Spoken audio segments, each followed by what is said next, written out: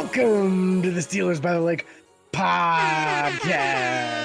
My name is James Strong, joined once again by my co-host Cody Tanner, that is. Cody, how are you doing today? James, I'm all right. A little tired, working some crazy hours at work right now, but we're doing all right. We're making it work. How are you, James? That's it, man. Sometimes Strong, a little James Strong. A little extra stress in your life might be a little blessing in your life. You never know. Could be. Because Lord knows we need it. I couldn't come at a better time, right? Oh man, no, for sure. We are going to talk Steelers news today. We're going to talk pro days. We're going to talk a lot of different things about signings, people leaving, people coming, people going, people of Pittsburgh past going with other teams, maybe even divisional teams. We'll get into all that discussion. Also talk new numbers for new players. We'll get into that a little bit. I shouldn't even say a little bit. We'll talk about it. It's nothing too crazy. But we're also, before we do anything, James, going to talk divisional news. Holy crap, man. Things are getting turned upside down here. We just found out, today, right? Today with the Lamar Jackson news. Apparently, Lamar didn't like some of the things that was out there being said about him. So he just cut to the chase, went on Twitter, and it was like a multi-tweet rant. Three tweets. Basically, the summary of it is that he requested a trade on the 2nd. I got it here if you want me to read it. If you really want to read the whole thing. It's fairly short. It just says, a letter to my fans. I want to first thank you all for the love and support you consistently show towards me. All of you are amazing, and I appreciate y'all so much. I want you to know not to believe everything you read about me. Let me personally answer your questions. In regards to my future plans, as of March 2nd, this being 25 days before this post 8 hours ago, I requested a trade from the Ravens organization for which the Ravens has not been interested in meeting my value. Any and everyone that has met or been around me know I love the game of football, and my dream is to help a team win the Super Bowl. You all are great, but I had to make a business decision that was best for my family and I. No matter how far I go or where my career takes me, I'll continue to be close to my fans of Baltimore Flock Nation and the entire state of Maryland. You'll see me again. Yeah, so I'm going to say that if he gets traded, he's not going to be that close to Flock Nation anymore. Nope. Also, didn't know that Flock Nation was a thing. No clue. Really kind of sounds perverse, but hey, no surprise there. Anyway, so big news, honestly, because we thought here that he was just bound to be back. You know, we assumed at this point nobody was putting up 2 first-round picks because nobody wanted to give up that much capital to get him. Now we know that it's probably a little bit more that nobody wants to give up that kind of capital because it's not necessary. Correct. Because he wants out of town. Yep. Why in the world would you give up 2 first-round picks for a guy that wants to leave? He's not going to play there. Draft picks. Yeah, wasted draft picks. He's not going to. Yeah. He's not going to sign the franchise tag. He's not going to play under that. Either they take a lesser option or he's not going to play under the franchise tag. Let's be real. Nope. He'll sit out for a year and then he'll be a free agent next year. And you can go offer him anything you want and just be better than the next team. That's all you got to do. Mm-hmm. And keep all your draft picks. Keep all your future stock in potential players coming out of the draft. So, yeah, I mean, why would fans overpay for somebody that wants to get out, wants to not be there? And who knows? And I watched the Pat McAfee show today a little bit when I was in and out of napping. And he said the same thing. You know, Lamar Jackson is his own rep, his own agent. He doesn't have an agent. And maybe that's why this didn't get leaked out until just now, because there's no one to leak it. There's no one to leak it. There's no one to be like, hey, like telling the reporters he's asking for trade. He's doing this. He's doing that. Don't get me wrong. The teams probably knew. I believe teams knew. I believe that. Oh, absolutely. Yeah. But it was in their best interest to keep it quiet, because if it got out, then they lose all leverage. Yep. Yeah. So now that it's out, they've lost all leverage, which is great if you're a Steelers fan, or anyone who wants to be able to defeat the Ravens. Browns fans, Cincinnati fans. Yeah. Take your pick. I mean, since he's trying to be that dominant team in the AFC North and has kind of taken over as the number 1 team the last few years. Yep. But every year, the analysts say, "What about the Ravens? What about the Ravens? Former MVP on the team, you know." And if they lose Lamar Jackson, they're dead last in the division. Easy. Yeah, they're rebuilding, and they'll be lucky to win 6 games. Yeah. Yep.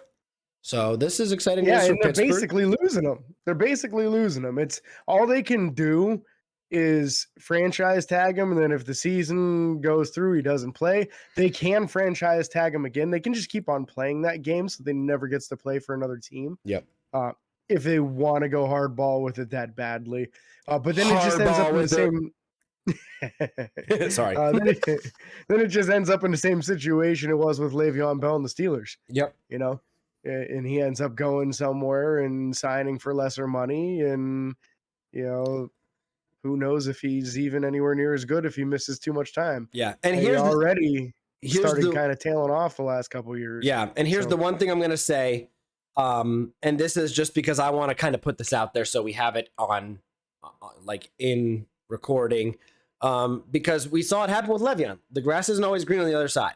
We saw it happen with Santonio Holmes. We've seen it happen with so many different players that have played really well with the team that you got drafted to or whatever, or they broke out with, and then they go somewhere else and they fail.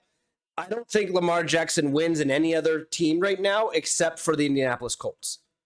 And my reason for saying that is because the Indianapolis Colts new head coach is the offensive coordinator from the Philadelphia Eagles, who used Jalen Hurts and his mobility to play very well. I don't think there's another head coach or offensive system that needs a quarterback right now that would truly take control of Lamar Jackson's potential and his playing type to better their team. I think he'll go in and have a mediocre career anywhere else. But if he goes to the Colts, they're set up with that new head coach to succeed and succeed very well with his style of play.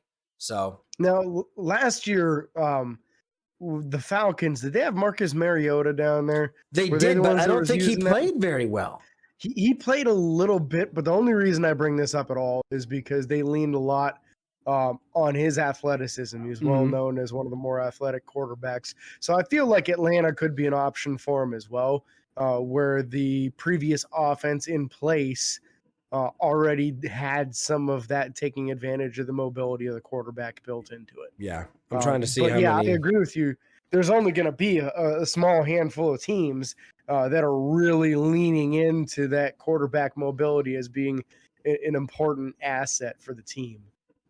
Most teams just don't lean into that much. If he has it, great. It's an added bonus, but not something that you primarily lean on. Yeah. Yeah, so it'd be very interesting to see what happens with him. We will keep you guys updated on that story as well, just because it is the division. It has a bigger say in the Steelers' year than, say, other teams outside of our division, or especially outside of our conference.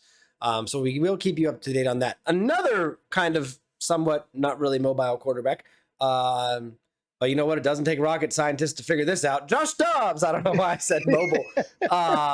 But Josh Dobbs signed a 1-year deal with the Cleveland Browns, keeping that in the division. Excited to kind of see that because, quite frankly, he should be number 2, right? He should pop in immediately number 2. I don't know what their depth chart looks like there. I think they lost, what's his name, that started the first half of the year last year. Yeah. I'm pretty sure he left. So I think that would probably put Dobbs as the number 2. I think you're right there. And now they've got that new wide receiver, right? Didn't they just trade for Elijah Moore? They did. That was the other real big news in the division. Browns giving up their second round pick in this upcoming draft class to acquire wide receiver Elijah Moore and a third round pick in return. That gives them 2 third round picks now, but no first and no second. So really kind of pushing all their chips in that Elijah Moore can be a huge difference maker. Cody, you got his numbers pulled up, don't you? I do. I feel like he's been a little less than spectacular thus far in his pro career. I mean, 2 years in the league so far. He's only played. I mean, he's played in all 16 games last year. He actually downgraded in all of his stat line from year 1 to year 2. He went from 77 targets year 1 to 65, 43 receptions to 37. 538 yards to 446, 5 touchdowns in his rookie year to only 1 last year. He's just downgraded consistently. His catch percentage, however, did go up, which was better, not by a lot, but a little bit. But everything else was just kind of stayed the same or downgraded. He had 1 rushing touchdown his rookie year, none last year. I think it's been an aspect. I don't know if there's a personnel issue with him on the Jets roster, if he's not molding and blending well with other players. but they definitely weren't using him to his full potential, in my opinion. Elijah Moore was very talked about his rookie year, not because of 5 touchdowns as a rookie, that's great. But he's a speedy guy. He's a slot receiver for the most part. Low 4.3s. I think he was like a 4.33 or something. Yeah. Very fast, but a little guy, right? Like very little. 173 pounds or something. He's 178. He's 5'10. Yeah. Not going to go up and win any super or many jump balls. But it's a guy that putting in place in a system that will take advantage of him in the slot, he should have success easily. His numbers wise, he should have success. And so I don't know why the downgrade happened last year. The quarterback situation they have going on there, Aaron Rodgers potentially coming in, potentially not. Zach Wilson being a Zach Wilson show. Joe Flacco playing a little bit. It is what it is. They had a first-round pick wide receiver that were really tore it up last year, right? Didn't he get like offensive? Yeah, I don't remember who it was. Rookie of the year or something. Did. They got offensive rookie and defensive rookie of the year last year. Yeah, and it was the wide receiver. So I think that's kind of why he fell out of favor.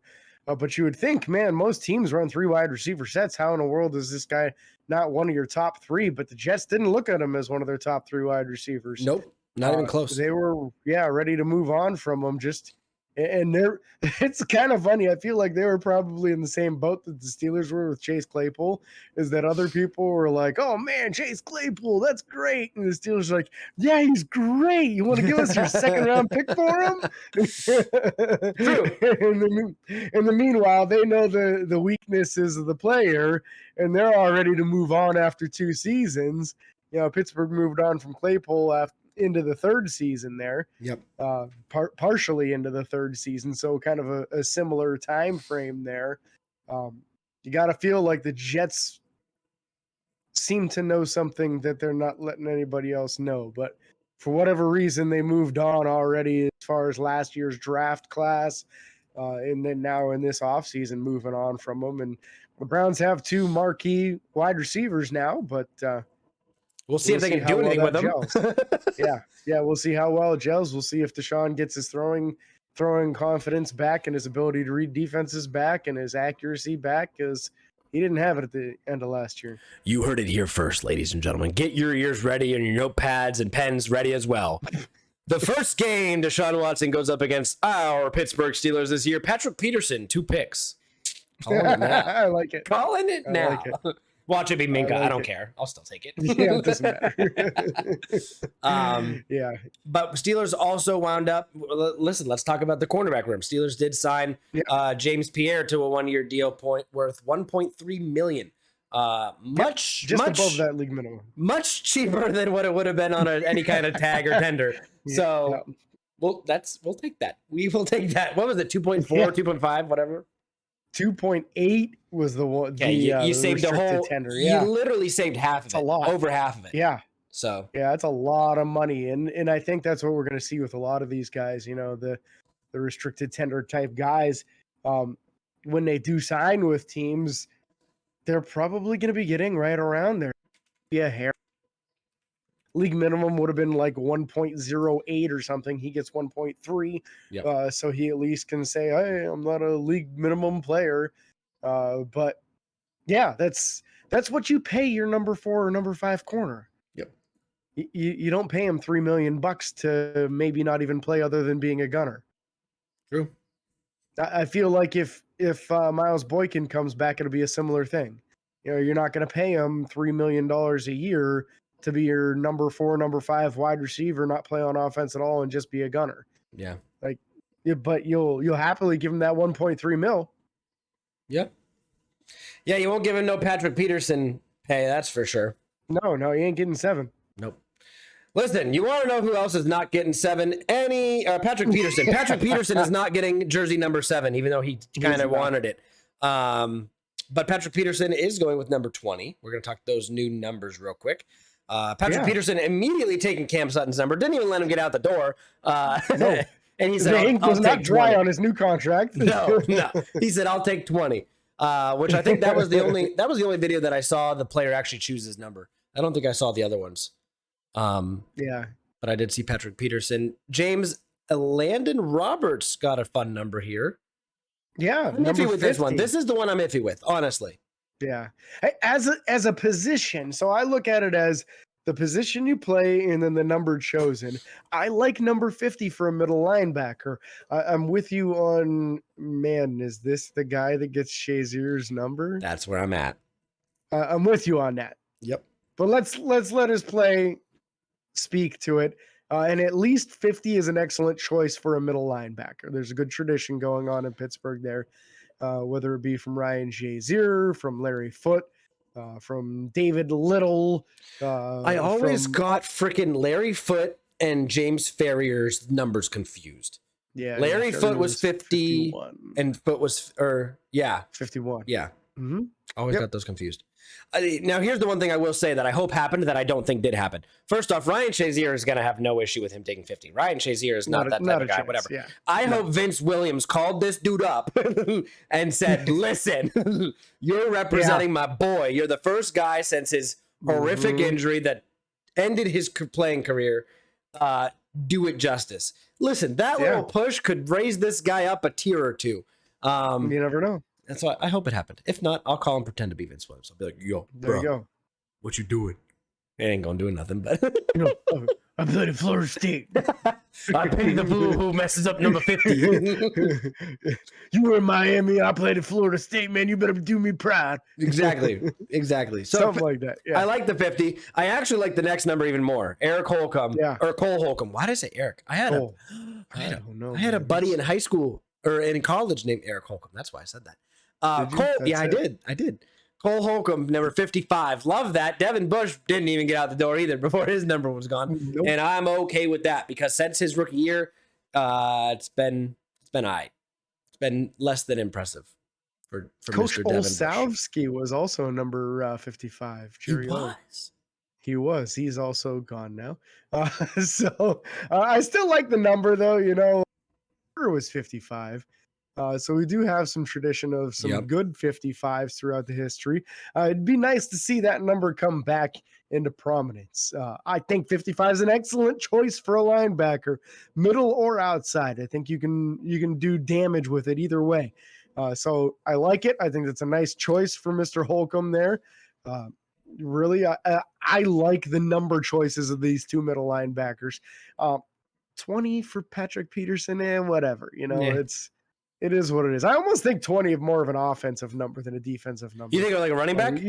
Yeah, lots of running backs have had that over the years. Was Amos Zero? It was 21, wasn't he? 21. Yeah. Dwight Stone was 20 though, which was a weird one because he was more of a wide receiver. Yeah. But yeah, I don't know. I do definitely like these linebacker numbers. Now we start getting into the big boys here. And you just never know. They're a little bit of a wild card, these big boys. They are very much are. Nate Herbig decided that number 71 was the best choice for him. And I believe that's what he was with the Jets, too. I think so. I think the tape that I saw, he was number 71 there. So it's probably just his preference, honestly. I'm very indifferent. 71 is a lot of times defense. Yeah, and it has been offense over the years too, but I do feel like 71 is used a lot by defensive linemen in the Steelers past. So kind of up in the air on the 71. Well, how do you feel about 71 for Mr. Nasty Nate?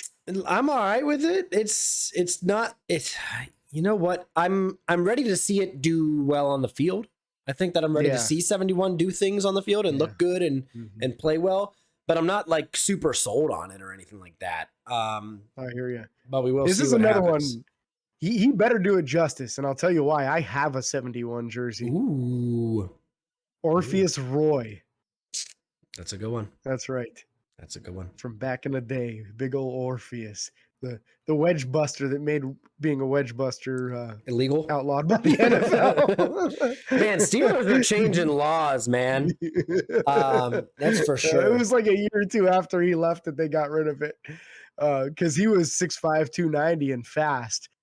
So he was going down there and just blowing up these poor offensive linemen. But it wasn't until a couple years after that Kendrell Bell was the wedge buster. And Kendrell concussed himself on his very first. That doesn't surprise me. Career. Bell reminded me. I'm going to do a name drop here, and I apologize if I offend him. I don't think he listens to the podcast by any means. But if I'm still friends with him on Facebook, I'll let him know. Bell reminded me a lot of a kid I went to high school with. His name was Kenneth Mayhew. And Kenneth Mayhew played football only 1 or 2 years. But I'll tell you what they did. Kenneth Mayhew was a little bit of a wild child. He was a little socially awkward, whatever. Very nice kid, though. Holy crap. This guy would literally run down the field on kickoff coverage screaming bloody murder to try and scare the other guys. And he would just run into somebody full force. Like, he didn't care if they had the ball or not. I don't even know if half the time he was aiming for the person with the ball. I think the coaches just said, hey, this is your guy. Like, you know how you count out and they would say, this is your guy, blow him up. And that's what he would do every time. I don't know if he ever made a tackle on kick coverage or not, but it was hilarious to watch. And that's what the whole sacrifice of the body is how I viewed Bell's play. Looking back at highlights and stuff like that. So that just made me think of my high school buddy. So next guy, another guard, James. Isaac Seumalo. The projected starting left guard for the Pittsburgh Steelers this upcoming season. I'm stoked about seeing this guy on the field. I think the jersey choice is excellent. 73, definitely a successful guard number for the Pittsburgh Steelers. Ramon Foster had that number for a long time and did it justice. Previous to him, Kendall Simmons had that number, and Kendall Simmons was a very good guard for the Steelers also. So I look forward to seeing that tradition continued forward with Big Isaac Seumalo. 73, great choice, in my opinion. In your professional opinion? In my professional I like it. Jersey number opinion. Yeah, I like it. I like 73. It's what offensive line numbers are very hard for me not to get behind or not to like. Yeah, it would have to be like someone taking 78 and I'm automatically thinking of Max Starks. Like it'd have to be somebody me growing up watched, and like if someone took 68 and I'm like freaking DeCastro, like 68. 66 was 66. Who was 68? There's another big name 66. Kimoatu. Yes. Chris Kimoatu was so 68. like there's a certain number of players that I watched growing up that I would think of them and be like, you better play well in this position. But James, I'm curious to see, and we're gonna go a little out of order here. LaRaven Clark is an offensive tackle Pittsburgh signed to a 1-year, $1.3 million deal. 61. Number 61 for him.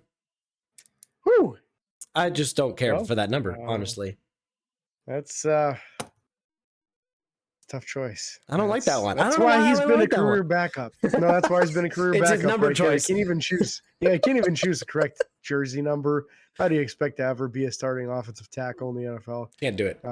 He has not been. He's like 29 years old. 28. It's a good addition. 28. I'm sorry. He's 28 years old. He was a former third-round pick and been on a couple NFL teams, but only been a spot starter when people go down injured. He was one of those guys that when he came out, everybody was like, oh my God, look at the frame on this kid, the height, weight, length. This is exactly what you hope for. And then he just couldn't put it all together. Yep. And at this stage of his career, you don't expect it to magically just turn on. But hey, if you can be a quality backup left tackle and right tackle, then that's what we need right now. Because honestly, it was terrifying thinking about Trent Scott possibly going on the field last year if one of our tackles went down. Yeah. And it's slightly less terrifying with LaRaven Clark as the back. Yeah. It's one thing if a player's 26 coming off his rookie deal. He's only been with one coaching staff, this and that. But I'm pretty sure LaRaven's played on 2 or 3 teams at this point. And at that point, it's not a coaching issue. At that point, it's not. No. Although at least the chances are slimmer for sure. So it's just a capability thing. It's just what he's able to do. And so a decent backup coming in. We're going to be able to get rid of a weaker link on the offensive line as far as depth is concerned. So that's a plus. James, before we go too far in this, because I don't know where it is on this list, I do want to bring it up before I forget. Pittsburgh did bring in a free agent outside linebacker this week by the name of Bud Dupree. Oh, yeah. Bud was brought in. They talked to him at least. I'm sure this is the feeling out process of what is he willing to sign for, how low, knowing Pittsburgh and what they do this time of year. I'm sure they said, hey, we'd love to have you in on veteran contract. And Bud Oh yeah. probably looked at him and said, I just made 15 million last year. I'm not taking $1 million. So my guess is this is Pittsburgh feeling it out just to say, hey, we'd love to have you back, but we would not be paying you a marquee dollar amount. And I can't imagine that Bud's going to be too interested in that unless a couple more weeks go by and he still And doesn't have a team. yep. And then maybe he comes back. I think I could see Pittsburgh going as high as like maybe even 3.5 3.5. million. That's where I was at. For like a 1-year deal, 3.5 mil. I'm cool with it because I feel like Bud Dupree would be an excellent quality backup outside linebacker. And then if TJ goes down or Alex goes down, you're not sweating it saying, oh my God, what are we going to do with Malik Reed out there? Yep. It's not that kind of situation at all. So I would be very happy to have Bud Dupree back as a backup outside linebacker.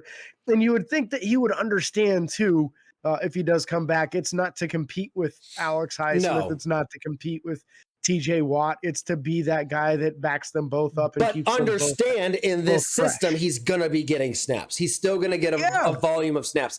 And quite frankly, a good 30 to 40% every game. Bring him in on a 2-year deal worth $4 million a year. Make it highly incentive, worthy. So he has to get stats for it. I'd be okay with that. With that. Or backload it on the second year and see what he does this year, and you can always opt out of it. There's options to bring a guy like that in, who again had a slow career start in Pittsburgh, played very well after, like in his last year and a half, 2 years, and then went and unfortunately had some injury issues with the Tennessee Titans. So was cool to see him come back, and I would love to see him come back.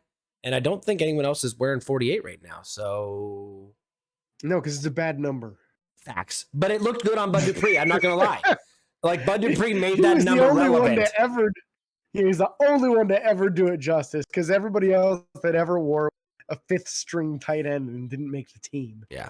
I think maybe Matt Cushing had it way back in the day. Oh, good old Cushing. That's saying something. Yeah. Was that any relation to Brian Cushing, that old Texans linebacker? No. Okay. Just curious. Yeah. Anyways. Actually, I have no idea what I'm talking about. At all. Yeah.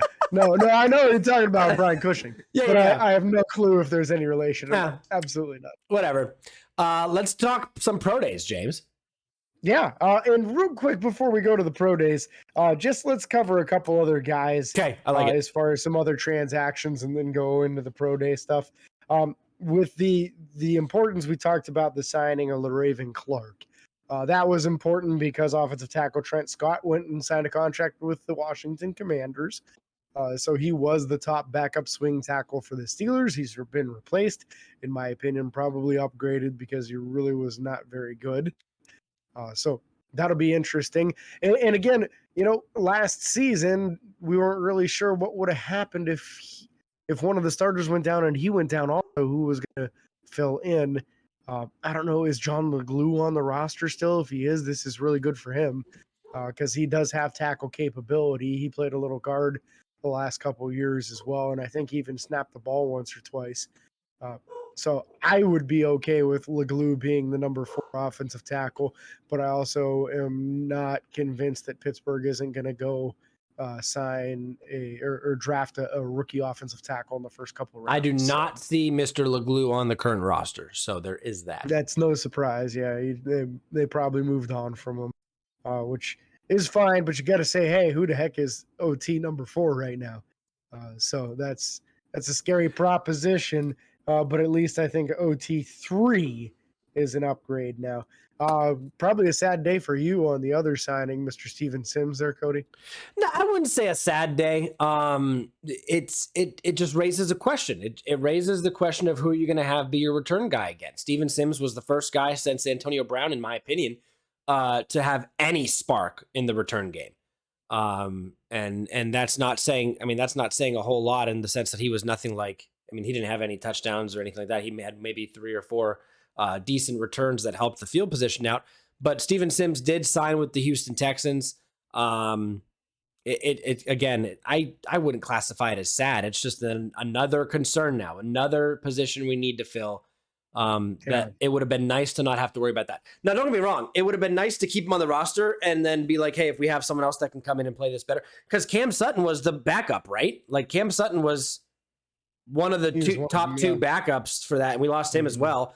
So at this point, you're not throwing George Pickens back there. You're not throwing Deontay Johnson back there. You're not going to put, you're not going to put. I can't. Calvin Austin the third on return duty though. Potentially, you're not. I was going to say you're not going to put Jaylen Warren back there as much as I would love to see that. I bet him as the up back though. Yeah. Oh my gosh. Yeah. Kick return, put him an up back. Yeah, I'm in. Yeah. So it just raises another question, but maybe this is them being like, well, we have Calvin Austin. He'll be healthy. We'll be able to get him back there and give him a try. So we'll see what happens. I'm with you though. This is getting real thin in the wide receiver room. After the first three, there's a big question mark after that. I mean, are they really leaning into Anthony Miller like that? I mean, Anthony Miller did sign a futures contract, so he'll be on the 90-man roster going into camp and everything. But is that the number 4 right now? I'm betting that is. I mean, if it's not him, what is it, Cody White? I mean, that would be the next guy. Yeah, Cody White might not have really done much of anything as a Steeler thus far either. So, nope. Yeah, I think the resume is probably a little stronger on Anthony Miller with more playing time in the. I mean, it's a little scary, and really the only guys with serious playing time are the first two, because Calvin Austin III missed his entire rookie season. Gunner's off the team, correct? Who is Gunner Olszewski? Yeah. Yeah, I think he's a free agent, I'm pretty sure. Okay, well, he's still on the roster on their website right now. So you have Calvin Austin. You know what? Maybe that was a 2-year deal. It might have been. So you have obviously George Pickens, Deontay Johnson, Calvin Austin III. And then you get into the guys like James. We almost forgot about this guy, Dez Fitzpatrick's still on the team. Anthony Miller, Cody White, Gunnar Olszewski. There's even a guy named Dan Chizena from Penn State. Yeah, that was the futures contract guy, the super fast dude who's more of a gunner and return man. Yep. So he might be a return. And you also have Jamarcus Bradley on the team as well, who's 6 foot 198. Yeah. The oldest guy on the team is 28 with Anthony Miller. Everyone else is 26 or younger. So it's a young squad, and it's just a matter of these guys haven't proven anything yet. So we're just kind of playing that waiting game to see who's going to step up and be the number 3 or 4 wide receiver, depending on what they decide to do with Deontay Johnson. So, yeah.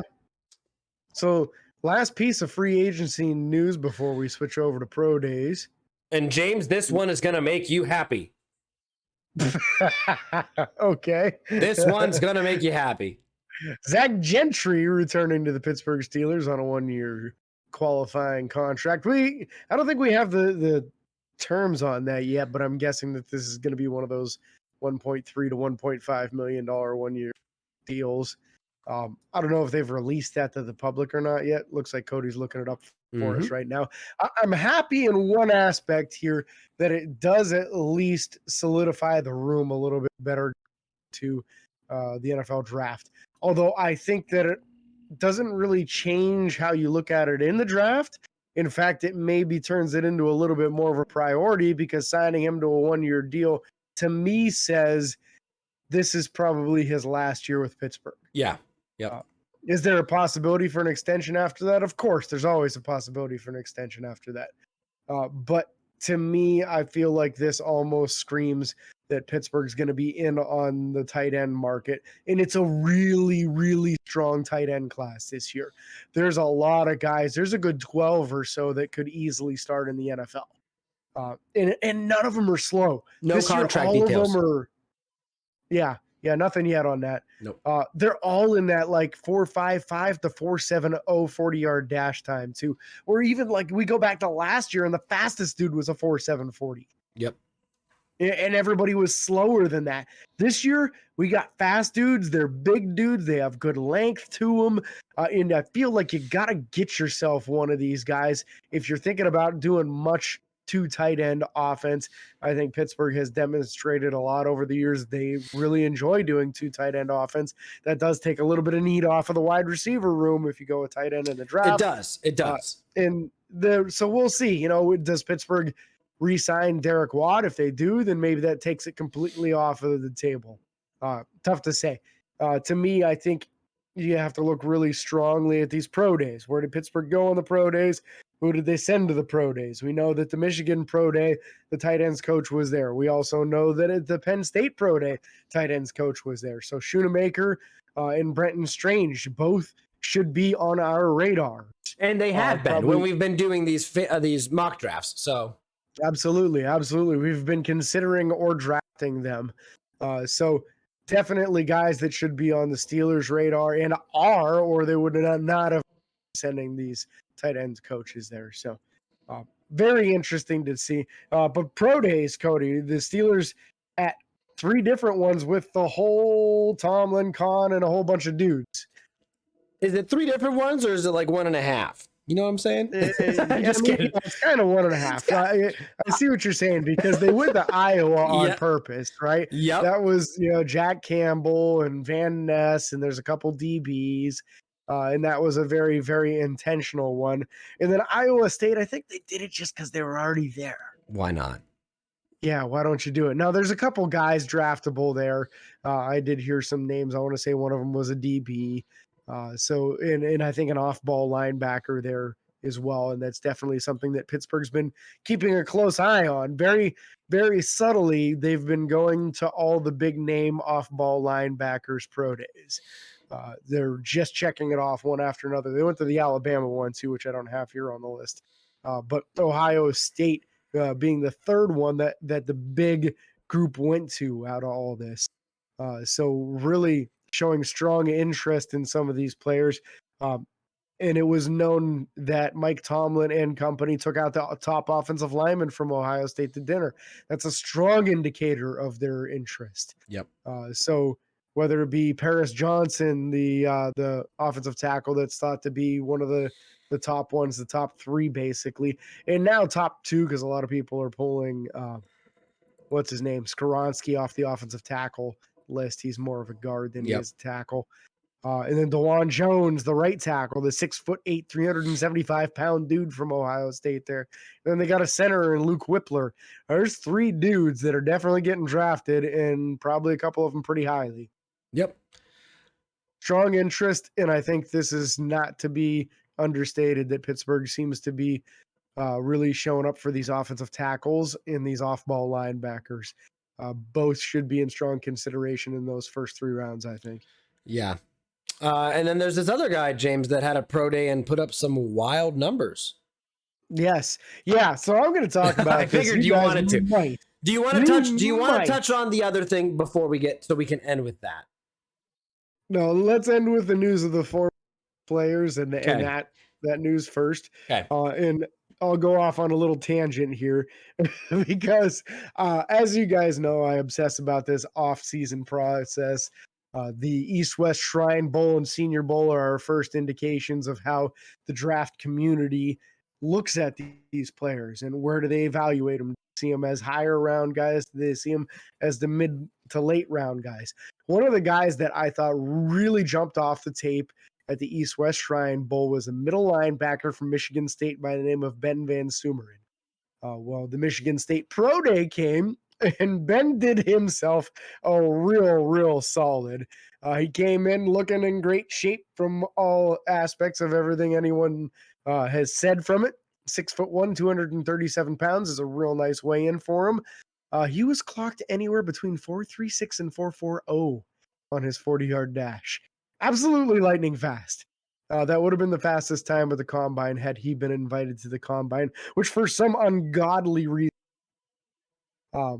Speaking of ungodly, his vertical jump 42.5 inches. That's stupid.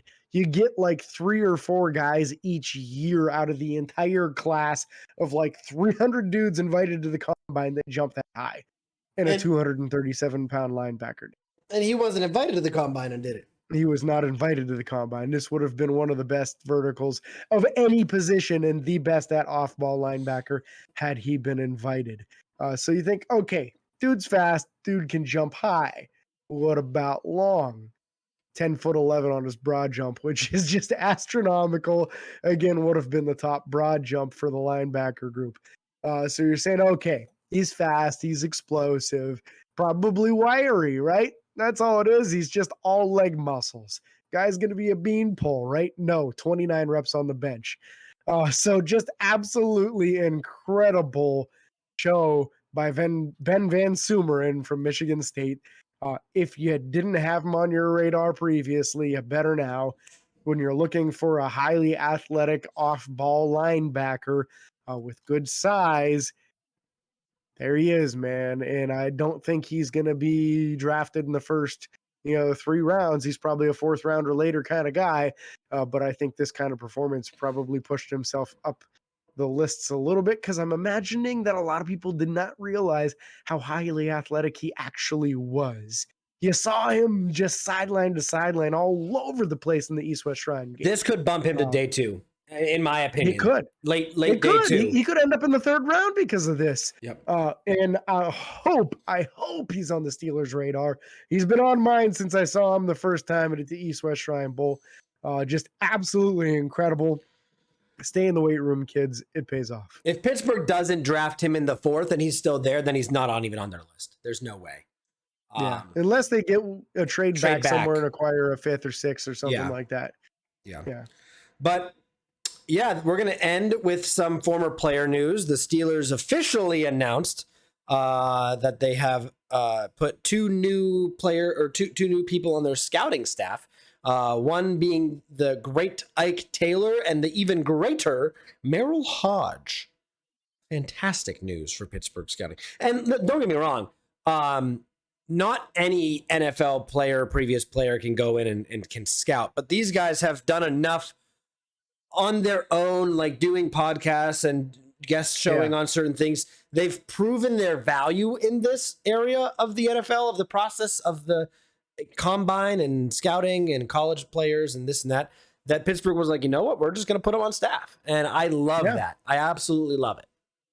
Merrill Hodge has been breaking down tape on TV for years now. Yep. He's the one that I absolutely from him when he's breaking down a run play. He always says, you got a seal here, and an alley right between them. It's just one of those Merrill Hodge specials. And he was the guy always talking about the factor back, because he didn't want to call somebody a halfback or a fullback. They're the factor back, probably because he was a fullback, but he was the feature back in Pittsburgh's offense at the time. He was always more talented than the halfbacks that were there opposite him, whether it had been Tim Worley or Walter Abercrombie or any of those guys. Merrill Hodge was the man back then. And Ike Taylor, what can you say about the man from Swaggin University? Was a lockdown corner for the Pittsburgh Steelers while he was there, shut down the likes of Chad Johnson and Wes Welker on a regular basis. I'm ecstatic to see these two in the coaching staff. Ike himself had a podcast for a few years. I don't know if he's still recording that or not. I'm guessing that maybe he's taking a step away from that now with his new venture in the scouting world. More than likely. Yeah. Or he's just probably not going to do it as often. But regardless, I think this is 2 awesome acquisitions for the Steelers. Guys that played at a high level and have an eye for talent, and they have an eye for breaking down film. And the more guys like that, the merrier. The only thing I'll say about Ike Taylor was I wish his hands would have been a little better in the NFL. He probably would have doubled his interceptions. Dude, doubled? he would have had 40 picks, man. He dropped 5 or 6 a year every year. He had 14 in his career, and his pass defended, his pass breakups. Yeah. Guess how many? Probably like 120. 134. Oh, yeah, it wasn't too far off, yeah. Yeah, and a lot of those were drops too. A lot of them. Which is so unfortunate, man. Yeah, so unfortunate. And the reason he doesn't go down as one of the best corners in the history of the game is literally because he did not catch the ball at the end of the play. Yep. But was an incredible corner for Pittsburgh, and probably one of the best corners that they've had in the history of the team. I would argue top 5. And Mel Blount, but I would argue easily top 5. Yeah, you probably have to put them up there, right? Yeah. It's Mel and Rod 1 and 2, depending on what you do. It just depends on who you talk to there. Yeah. After that, maybe like Joe Hayden, and then you start getting into Ike Taylor pretty fast. Yeah. Yeah, I'd be curious to go through that list sometime, James. Maybe that's something we can do off the show and just post it just sometime. But yeah, fun show for the off season. Yeah, exactly. So again, we can't thank you guys enough for listening or watching. If you're on YouTube right now, be sure to like and subscribe and follow on Facebook, Twitter, Instagram, TikTok, and YouTube. Subscribe and ring the bell. It's free. And until next time, this is your host, James and Cody, signing off. Peace.